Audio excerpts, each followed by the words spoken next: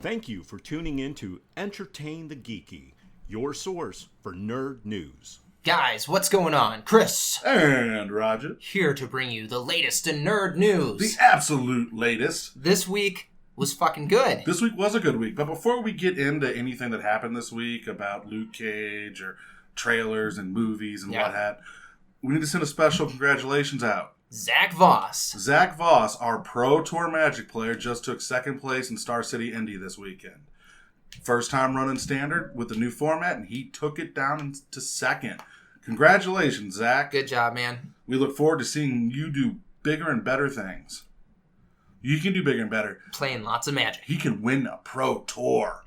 You are the next Louis Scott Vargas. Is he a player? He's a... What about Brian Finkel? Finkel, does he still play? I don't know. Maybe. I know Louis Scott Vargas does. You know what? Fuck it. Zach Voss, you're going to be your own trailblazer. Like, I actually read and listened to some of the comments they were saying about Zach's deck this week. People calling it weird, calling it strange. I mean, he ran this homebrew type deck that just went far and crushed. That's what Magic is about. Running your fucking homebrew. More power to you, man, for not running that net deck bullshit that everybody else is doing. You went into a meta and fucked everybody in the butt. Congratulations. Fuck. Yeah. All right. Fuck. All right.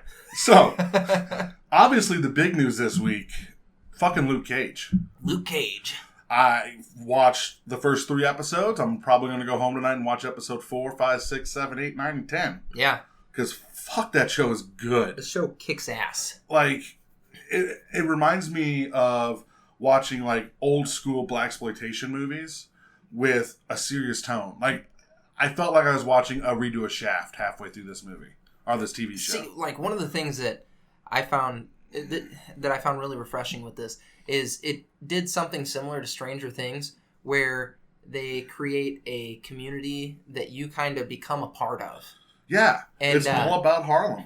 And it's awesome because you feel very much invested in all of the characters, not just Luke. No, and like the villains are totally relatable. They are. Like, absolutely. Like the main villain. Just you wait, dude. Oh yeah? Just you wait. Like the main villain, I'm like, he's not the main villain. He's very likable. He's not. No? No. No? Well, he's likable in the first 3. Just watch. All right. I'm in. I'm in it to win it. This show kicks ass. The show's amazing. You guys need to watch it. Like, we can't really talk about too much of spoilers on it because it's been out for 2 days. Yeah. I figured we'd give the audience a week or 2, but damn, it's a good show. Yeah, next week we will bring you some fucking spoilers. We've got fucking trailers that came out this week. We did. Final trailer for Fantastic Beasts and Where to Find Them. Which looks amazing. That movie looks fantastic. Okay, first off, I'm not the biggest Harry Potter fan in the world. In fact, I really don't give 2 shits about that little wizard fuck. Yeah. But this movie looks really good. It's a timepiece. Yeah, first, it's set in America, where they're trying to figure out what the hell's going on. It's awesome, dude. It looks really good. And part of it is a world that we the viewer already understand. Mm-hmm. And I think that's part of the appeal to this movie because we have some insight into this world that J.K. Rowling's created.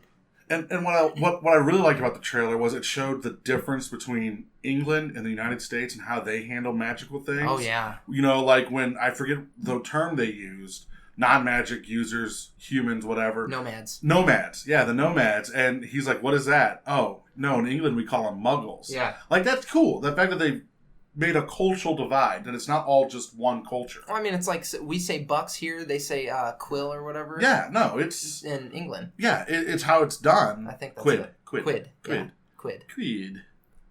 And quid in pounds. We watched Miss Peregrine's Home for for Peculiar Children last night. Or as I call it, the movie where Eva Green doesn't get naked. Correct. How was it? Very good. Okay. Very good. So, it's a Tim Burton flick. He directed it. So my expectations were pretty high. My one complaint about the movie is there is some killing that should have happened that didn't. Like, as far as children killing? No. Okay. Because you really can't kill kids. You can. And they had a dead kid in it. So you get that's ballsy. You get to see a kid's corpse. Well, no, not really. Like, they almost killed a kid in it. Okay. And some deaths in this movie would have drastically altered how you feel looking at it. Now, I don't know how closely related it is to the source material, and I have decided to read this book since seeing it because I want to see if they actually kill some motherfuckers in it, because that would actually make the story 100 times better. So you're really all about the killing. Only for one reason. As a movie viewer, I wanted to have more of an emotional investment, and I wanted to, when the main antagonist has their ass kicked, I wanted this, ha-ha, fuck you. And you didn't get that? Not so much. Because there's the characters that you love, nobody dies. Okay, well, let's talk about it. I've only seen the trailers for this movie. Come on, give me the Rodger Wayne review, Okay. Chris Parsons style. Chris Parsons style. That's what I said in my slurred, drunken speech. Yeah. Miss Peregrine is hot. Yeah, she's Eva Green. Yeah, but Eva Green in and of herself doesn't really do it for me. As this mistress of this house, she's cute. Is it the mama complex? No. No? She's got these piercing green eyes and just adorable. She's the reason to watch. With the British accent. Yeah, she was the reason to watch Sin City 2. Oh, and Penny Dreadful. And my wife loves that show. Show's so good. Too bad it's over. Yeah. There's a season 2. I just haven't got to watch There's it. a season 3. Is there? Yeah. Okay, well, I need to watch all of it. Yeah, it's a good show. Season 1 was amazing. I haven't seen anything past that. But, so, really good. My complaint is they didn't kill anybody off, and it's just because it would have been more impactful for the viewer. Other than that, good movie. I don't want to spoil too much, so I'm going to kind of leave it there. So the way I took it was, for watching the trailer, it was like X-Men meet Quantum Leap. It's fucking weird, dude. Is it? Very imaginative.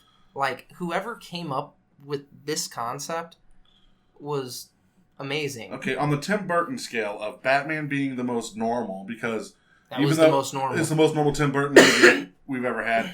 And A Nightmare Before Christmas. Okay, so A Nightmare Before Christmas, while being creative, it's not as creative as the concepts behind this movie. Okay, so it's past that on the spectrum. And the only reason I say that is because they're talking about some fucking broad shit in this movie. Basically, is it smart sci-fi? It is. So they've done smart sci-fi? They have. Yeah. So basically, these kids, this boy sets out to go to this home that his grandpa was telling him about. He gets to the house and it's been destroyed in 1943, September 3rd, in a bombing raid. So Nazis bombed it and it was destroyed September 3rd. And this kid's like, my grandpa fucking lied to me. And his dad's like, well, what did you expect? He was an 18-year-old kid and everybody that he grew up with died. No shit. So this boy's walking through the rubble of this house and he sees the girls, these little girls that his grandpa was showing him pictures of. And they call him Abe, which is his grandpa's name. And he's like, huh? And they're like, oh, you look like him. We know who you are. Come with us. So he goes into this thing called a loop. And these people take a moment and suspend it in time. So every minute of their existence, they spend in this loop. Which is a safe point in time. All right. So, and this is where it gets extremely intelligent. Only certain people can go into a loop. You have to be peculiar to go into a loop. Hence the name. Yep. So now, can you leave the loop?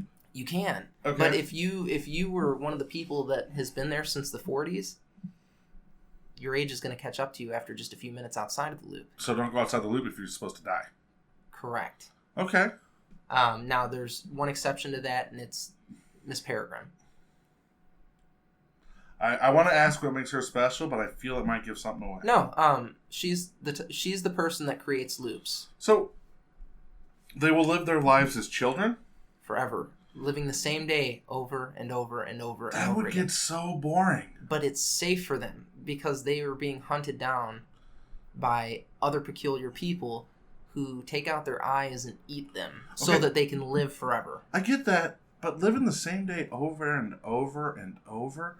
What if it was a shitty fucking day? Well, that's the thing. So they pick a perfect day. define perfect? That's how they define it. It's a perfect day. Because to me, what makes perfect days a perfect day is we don't know what's coming. It's we wake up and it's 75. Well, you don't know what you guys are going to do in a given day. So, like, Miss Peregrine at one point is like, if I have to kill the cops again, I'm going to be pissed. It's awesome. All right. All right.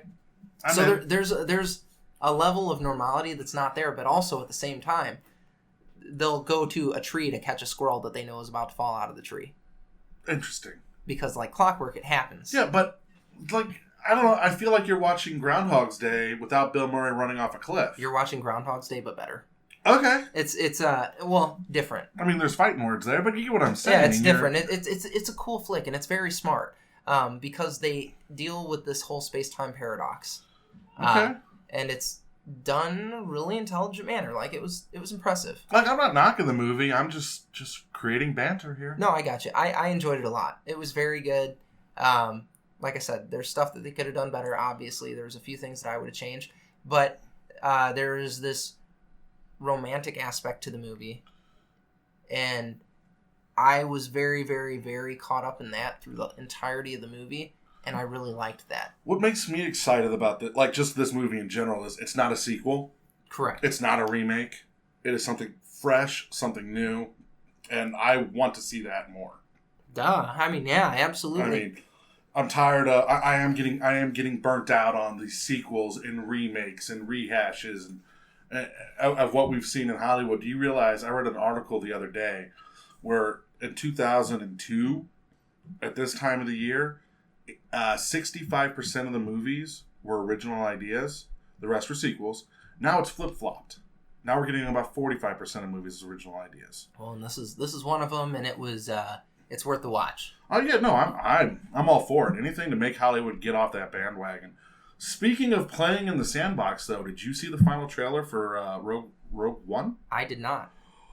Describe it. Oh my god! All right, so we get the normal stuff we've seen. You know, the main character. I'm a rebel. This is a rebellion. I rebel. Vader. You see Darth Vader like so much in this trailer. Yeah. There's like the final scene of the trailer after you see like. Oh my god, I don't even know. Fuck. He's just walking on this, like the ocean of blackness. And he's just, you see him activate his lightsaber. And he says, most impressive. And he's just walking towards the camera, lightsaber activated, ready to go. Nice. I am, like, seeing that makes me so happy. I want to see this movie in ways I can't even describe. It's an original take. Oopsie. It's an original take on Star Wars, though. It is, and it's to me, it's kind of what Episode 7 should have been. Yeah. I get that they're doing it. It is technically a prequel. Who cares? But it's a prequel to Episode 7. It's a prequel to Episode 4. Oh yeah, I guess that's fair, isn't it? Yeah, it's Episode 4. Yeah. Okay. Well, hey. Yeah, I didn't even think of that because it has to be because it's Rebels. Yeah. No, that makes sense. You see stormtroopers actually shooting stuff, hitting things. I know that's weird. All right, I'm out. No, I'm no, kidding. no. I'm kidding. I've seen stormtrooper hit things when they were clones. That's true, and they had no problem hitting Jawas. Which I watched them mow down motherfucking Jedis. Here's my question about that: the whole stormtroopers' precision and whatnot. Yeah, they had no problem hitting little fucking Jawas that are kind of like shooting squirrels. Yeah, kind of hard to do when they're on the run. But when you're a garrison and you're trying to shoot one man running away down a straight fucking hallway.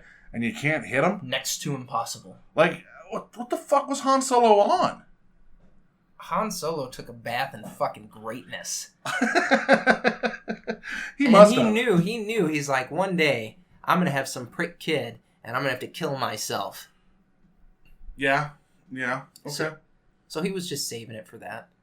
No, but all fears I had about Rogue One when I found out that Disney got involved, and they said the movie was too dark, so they wanted some reshoots, kind of went out the window when I saw this last trailer. Like, Vader looks amazing.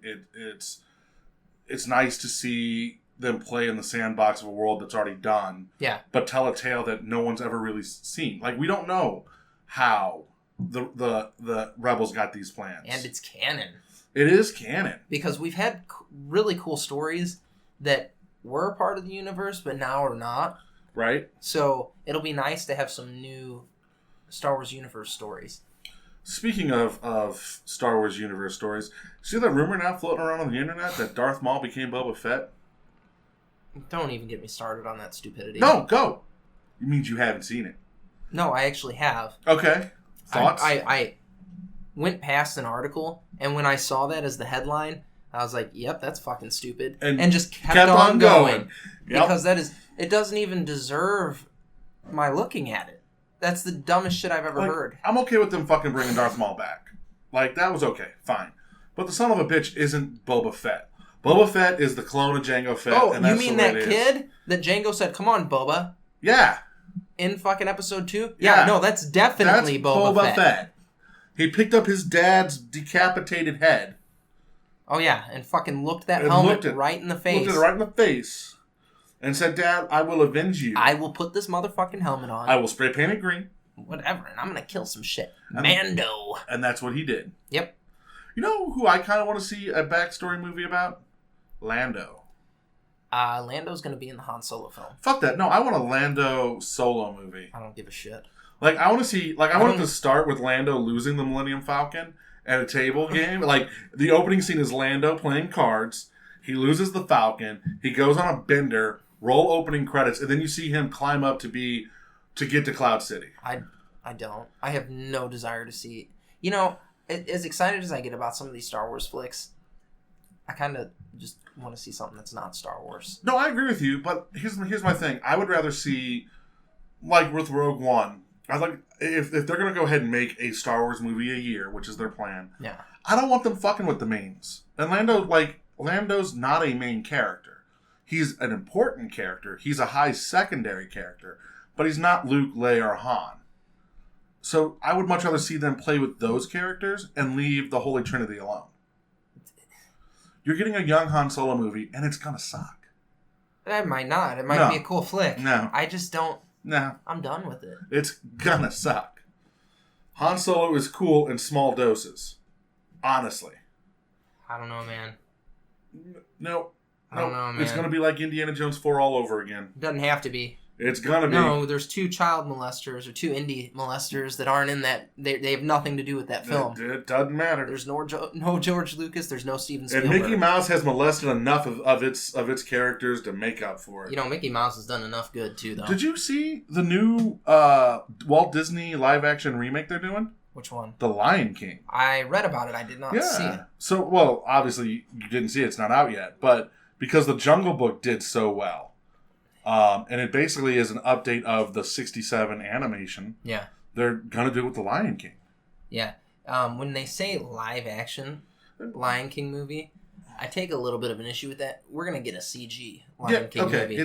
But maybe there'll be a real monkey. If they get a real fucking lion and make a live action movie and fucking have it mauling another lion... that would be, 1, you'd have PETA all over you. 2... I'm okay with this. Fuck PETA. 2, the trainers would be in serious danger. Fuck the trainers. They got pepper spray. 3, that's another fucking Disney lawsuit that you would never... you'd get a glimpse of it, and then that shit would get buried because Mickey Mouse's pockets are deep. Much like all the racist stuff they did in the early 1900s. They never did anything racist. No, I'm kidding. I was about to start singing the cotton picking song they had. No. Disney has some deep pockets, and they can make things go away. You know, should they, though? Fuck it. Let's actually go down this road. We got a little bit of time. This is something that just kind of popped up. Things we've done in the past, like Disney with their Song of the South, are the Bugs Bunny and his imitation of Japanese soldiers. Yeah. While... totally racist by today's standards. Isn't the fact that we're changing it and hiding it worse? Like I'm not saying they should be out there for everyone to fucking see, but to act like they never happened and to show how far we've come. I'm not a fan of backpedaling. Okay? And I feel that that's what we're doing by hiding it. No, we people backpedal with a lot of these things, and it's because it's seen as unpopular. Which it is. If you have an opinion at one point in time, because you, as an individual, as a company, as anything, you are going to change, adapt, evolve, however you want to say that. So, like, what you believe today, you might not believe in 10 years. Right. And that's okay. But what you don't do is backpedal on where you were. You could have been like, you know what, I was wrong, but right. That's what I said. If 10 years from now, Chris Pine apologizes for saying you can't make smart sci-fi anymore, I will take back all my fuck you, Chris Pines. That's what will happen. But that's not backpedaling, because you'll be like, I motherfucked him. I motherfucked the shit out of him. But you know what? He made up for it. And look what he's done now. And all is forgiven. I'm just reminded of those who erase the past are doomed to repeat it. Or do not learn from the past are doomed to repeat it. Yeah. And while I'm not saying put the Bugs Bunny imitating a Japanese soldier with the big buck teeth and slanted eyes on Children's Cartoon Network, I'm just saying you shouldn't hide them. Do you know why that was out, though? We were in war. We got fucking bombed. We got bombed. A surprise bombing.